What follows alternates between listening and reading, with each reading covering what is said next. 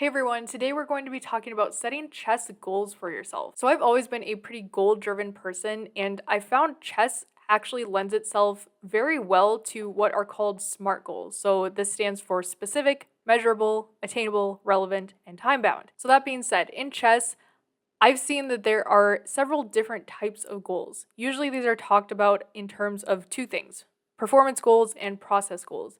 I've added three more to this list, so we're also going to talk about internal goals, learning goals, and event goals. Performance goals are definitely the most common. This is, I want to achieve a certain rating, and to be honest, this has worked really well for me, at least to a certain point.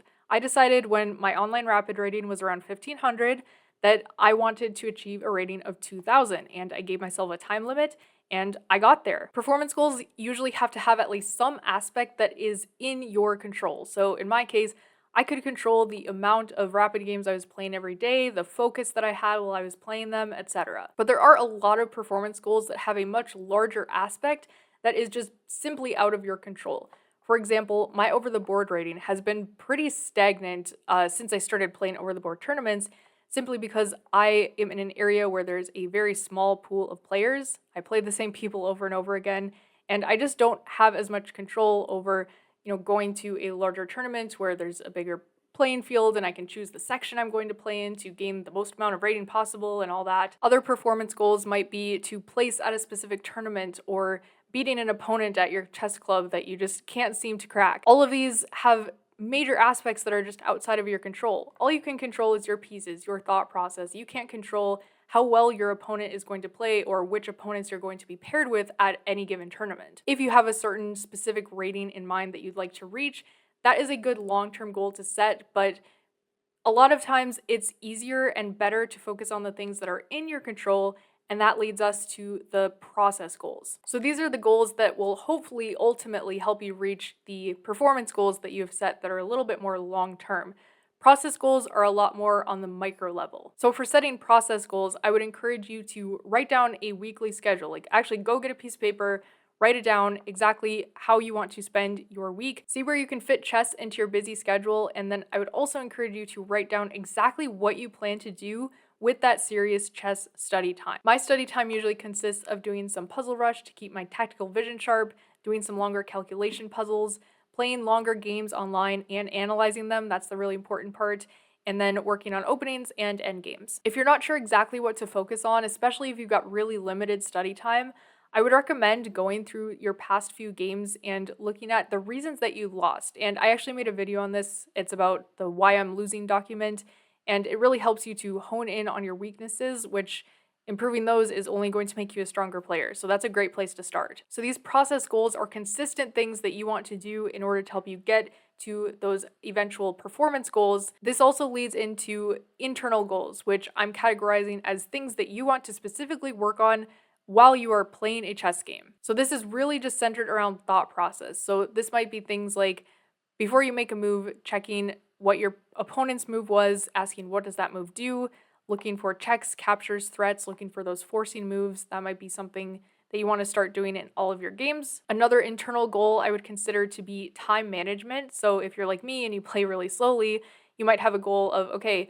at my next tournament, I'm not going to get below X minutes from my opponent's time. This might be something as simple as blunder checking. So, deciding on a move and then sitting on your hands and checking all of your opponent's pieces to make sure that when you make that move, it's not going to be able to be captured and, lose you material or blunder mate. Another internal goal might be to enjoy chess more, which sounds really corny, but a lot of us get really emotionally invested into chess and have a really hard time when we lose. And so if you are able to force yourself to go back to moments where you really enjoyed chess, whether that's watching streamers, watching fun, entertaining chess videos, that might be another good goal for you to make, just so you enjoy the game more. It is a game after all. So next we have learning goals, and these can really be incorporated with your process goals, but it's more the short term of specific things that you'd like to learn along the path to your eventual long-term goals. So this might be things like learning a new opening. I wouldn't necessarily recommend okay, I'm gonna learn 8 new openings this year. That's not really realistic or necessary. But you might be thinking, I'm kind of getting sick of the French. I kind of want to try the Sicilian and get some experience in those different pawn structures.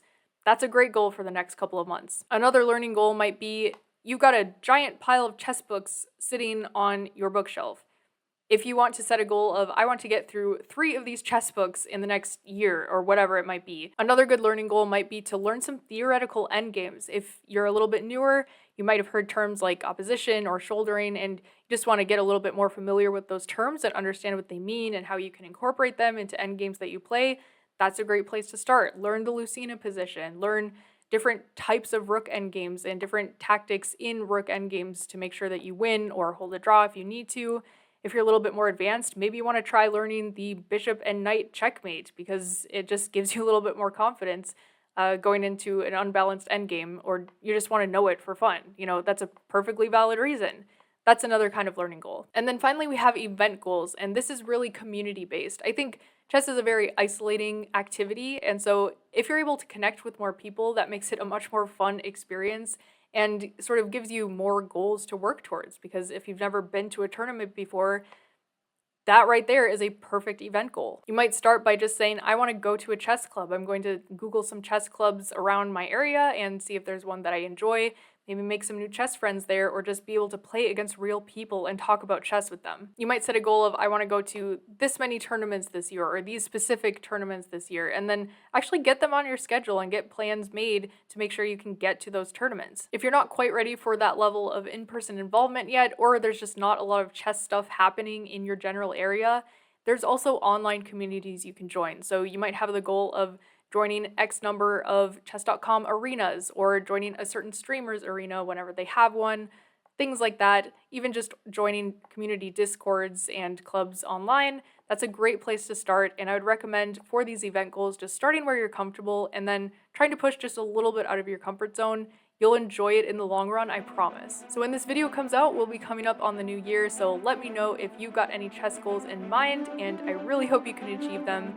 Thanks so much for watching, don't forget to subscribe, and I'll see you soon.